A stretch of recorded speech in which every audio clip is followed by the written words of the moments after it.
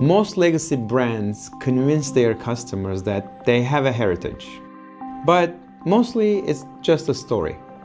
However, at Ferragamo, I saw the proof.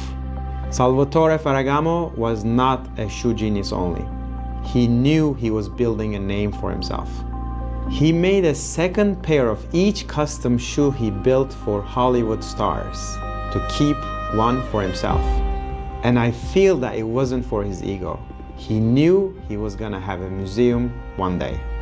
For the first time, I witnessed the reality of a heritage that a luxury brand has.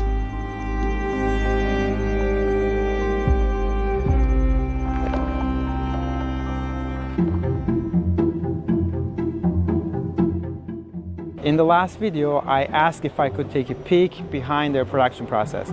And to my surprise, they invited me to Florence, to their museum, which I just arrived, and it's an impressive building in a great location in Florence. Which is still owned by the Ferragamo family. And the building was purchased by Salvatore Ferragamo only 5 years after he restarting his business by renting 2 rooms in that palace. If you're in Florence, even you're not into shoes or fashion, go check it out. It's a truly inspiring story. After the museum and the palace tour, we proceeded to their modern factory in the Florence region, where they make their shoes in-house. I haven't seen many shoe factories, to be honest, but this facility looked modern and advanced from every sense. Clean architecture, state-of-the-art machinery, and capable Italian craftspeople. They walked me through the entire process of making a woman's shoe. It was impressive. The elegant end product doesn't even show much of the stitches. So I couldn't help but wonder how this shoe will hold up itself. At the end, it's gonna carry a human weight. But it's so light, it looks so minimal and elegant.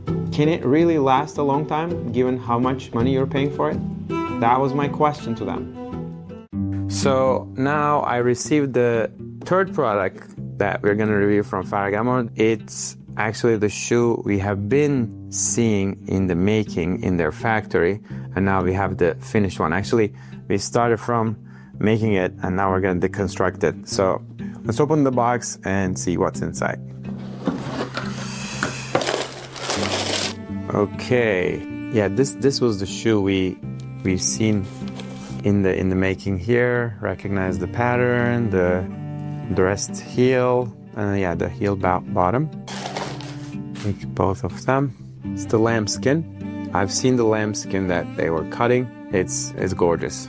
Yeah, this is very fine workmanship. Now it's a sleek product. It's a tiny product, so all the edges are thinned down, scarred to a certain level. It's definitely an art to work with these kind of crafts. You know, perfectly cleanly crafted at every step, every time, again and again is a trick. So I've seen the lambskin they use here. It's perfect. Oh, the smell of it.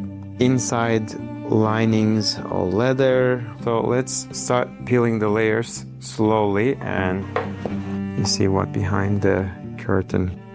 Again, the glues in the shoe industry amazes me so much. Like, they're so strong.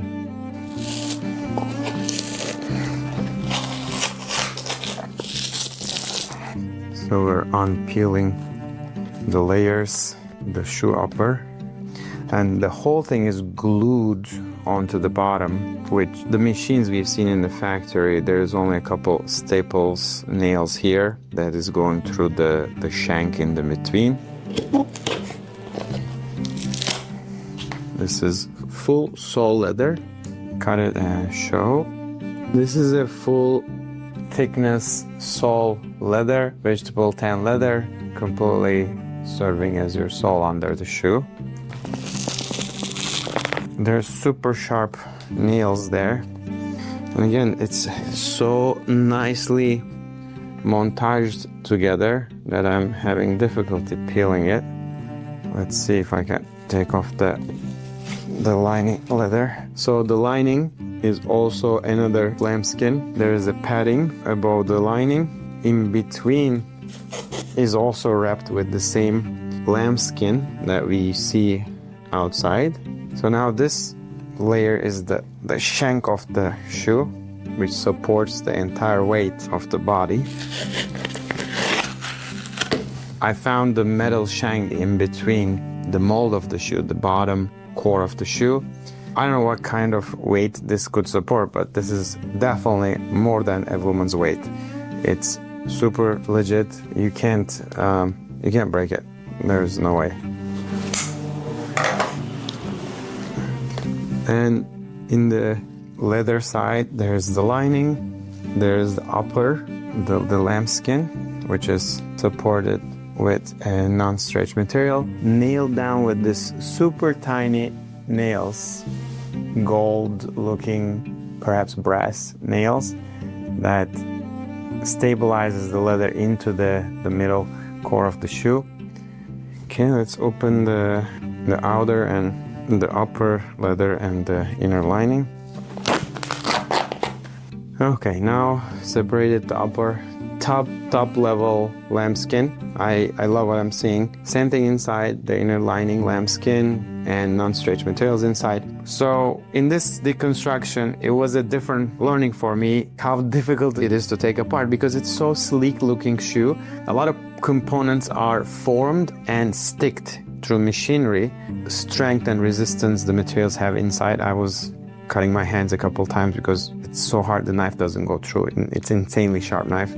So it was about how durable it is, how difficult it is to deconstruct for such a lightweight, elegant looking shoe.